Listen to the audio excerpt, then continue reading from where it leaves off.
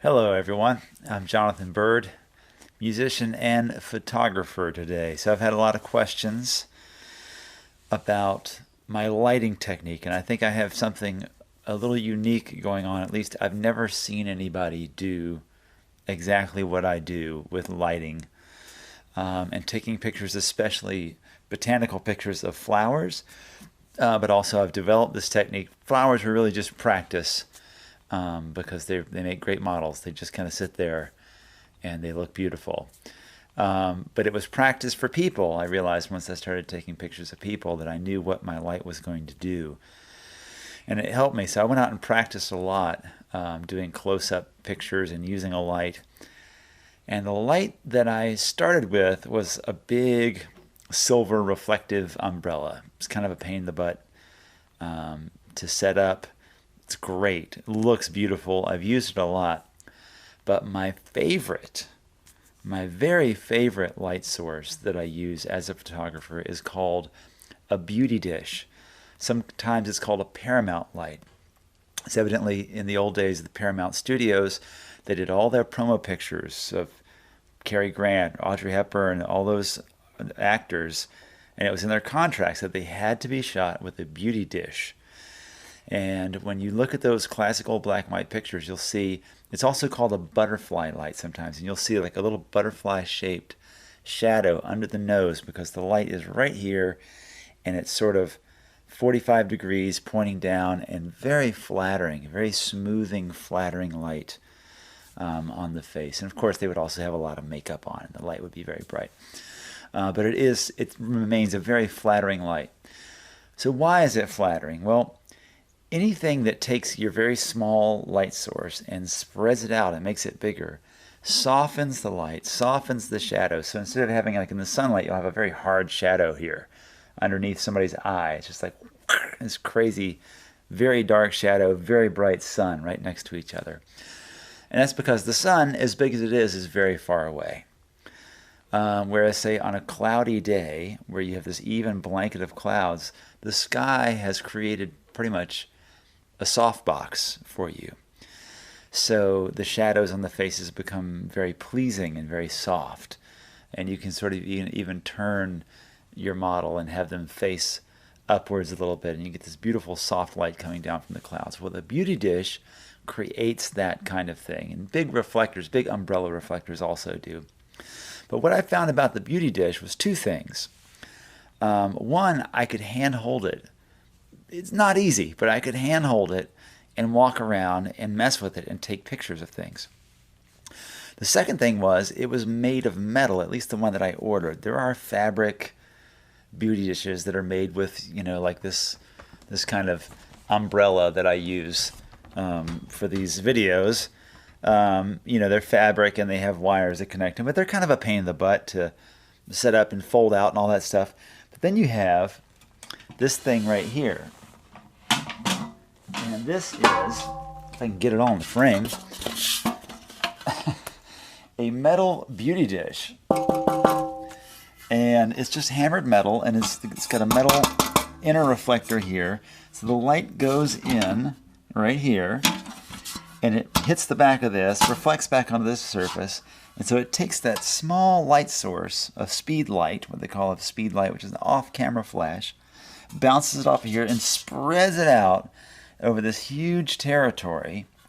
So when you photograph someone and you've got that beauty dish, it's going to be pretty close to them, maybe a couple feet away, and it just has this big, soft, beautiful, soft shadows on their face. Well, it does the same thing for flowers or leaves or anything you want to take a picture of. It creates this huge, soft light. So that's the beauty dish. It's got what's called a Bowen's mount, which you see 3 little tabs on a ring in the back. I have dropped this thing. I mean, you can see like right here, there's a notch in it. I have dropped it on the ground and it's made of metal. It bent. I just got a hammer and a block of wood. I hammered it back out again. It also protected my light when I dropped it because it's made of metal. That's another reason I like it. It was maybe $70, a very cheap light modifier. And it's put together very simply. It's easy to take apart and put together. Just put together with these screws. And then these legs right here. I'm actually missing one of these pieces. It came unscrewed and I lost the piece, and I don't know where it is, but it's got 3 left and it holds up pretty well. And you know, when it finally runs its course, I will buy another beauty dish for 70 bucks. So what you need is a speed light, and I have one here. And this is a Godox AD200. There's a lot of different kinds of speed lights out there you can use. And this is the Bowens mount. This is the thing that mounts onto the back of a Bowens mount fitting, if you have Bowens mount light modifiers. So Profoto, they make their own kind of thing. You can get an adapter to adapt those, but Bowens mount is more of a universal kind of mount. So I put this speed light in here, and it's wireless. I have a wireless transmitter on my camera, so that fits in there. And this is not really meant to be a handle, but that's how I use it. This is meant to go onto a tripod, and then you can adjust it however you want to. That's the way most people use a beauty dish or any light modifier. They use it in the studio, and they put it on a tripod, and they get their lighting right, and they take a picture.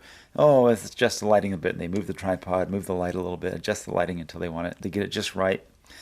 That's not the way I use this light mostly. So what I do, I've never seen anybody else do, and I'm going to show you. So now that I've got this light in a Bowens mount, I'm going to mount it to my beauty dish. You just line up all 3 tabs, and you click it in, and it won't move. Now I have to pull this tab up to get it to move.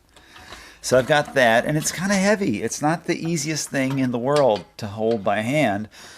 But what I love to be able to do is just to walk around, walk through the botanical gardens, and hold this light and my camera in the other hand, and take pictures, and just take a bunch of different pictures, not have to take forever to set up a composition. And I end up with a lot of great photos. I end up with some that don't work out for whatever reason. But generally, I set my focus for a certain point so that my light and my camera are always the same distance from the subject, so I don't have to adjust the light. Unless it's like a really big flower like a magnolia, I would sort of have to back off and adjust my focus and maybe turn the light up a little bit now that I've moved away, because the light does fall off pretty rapidly according to the inverse square law as per Isaac Newton. So this is my camera, and I turn my camera on, and what I do, because I have this big light in my hand and I can't put my light down and adjust my camera and then pick the light up and is I turn my autofocus off on my lens, which I can do on this. This is a Canon Nifty 50 lens here that I use quite a bit. And I'm just going to adjust the focus until it is focused as close as it will focus. It won't focus any closer than that. It's maybe 8 inches or so closest focused. I'll set my, go for f16 because I'm going to be focused so close, and f16 will keep my depth of field decently deep for a very close subject like that. And the light will help me overcome that very small aperture to create a well-exposed image. So let's see. Turn that on. I turn my speed light on. This is the Godox X2T transmitter. This is the Canon model. Works with Canon cameras. So let's see. I will make sure my light is set for full power, I think, for f16 at 1/200th of a second, which is the flash speed of my camera. And some of these things you may not be familiar with. That's okay. And now I'm going to take a picture of this microphone here.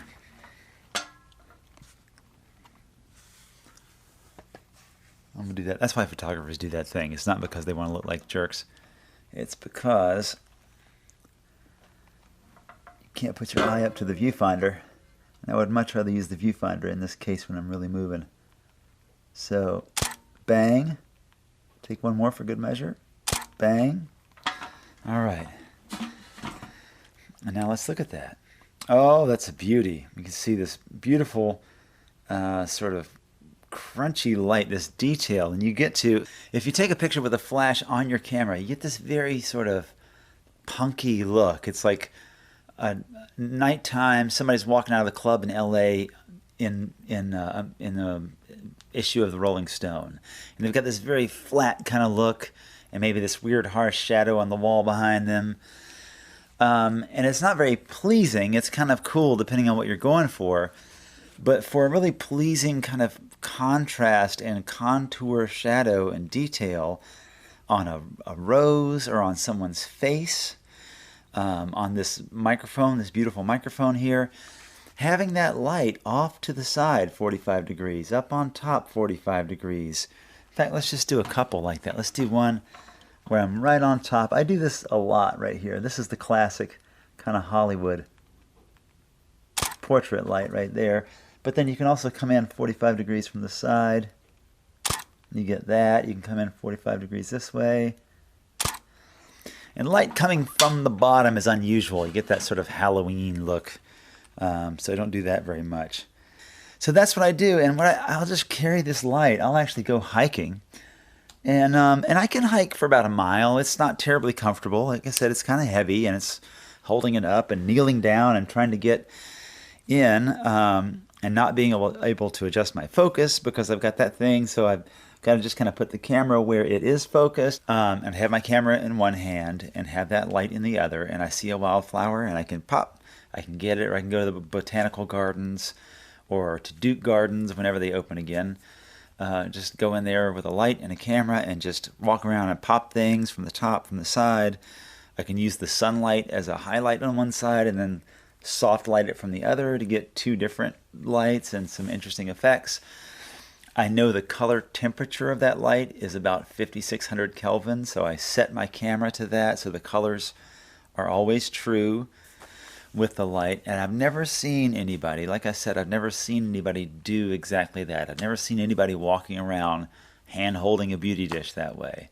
So I think that my technique is unique to me, but I would love if you would try it, or if you like to do that with a Magnum light or maybe a softbox or something. I don't know. It would be lighter probably to have a softbox rather than that beauty dish. But like I said, I appreciate the resiliency of that beauty dish, and that it is made of metal. I feel like I can take it out and bang it around for years and it'll be fine. I can hammer it back into shape if I need to. Well, let me know what you think if you've ever tried this technique. I will put a link. I'll put links down to these products. I don't endorse these products. I'm not sponsored by them.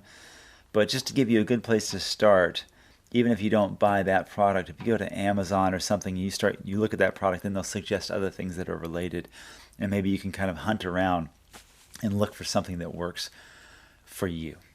All right? Let me know if you have any questions. Put your feedback in the comments. Let me know what you do. Subscribe to the channel.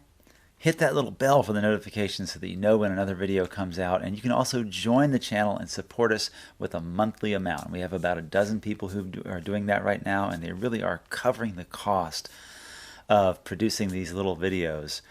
So thank you so much to our members for joining the channel and supporting us on a continuous basis. All right. Take care, everybody.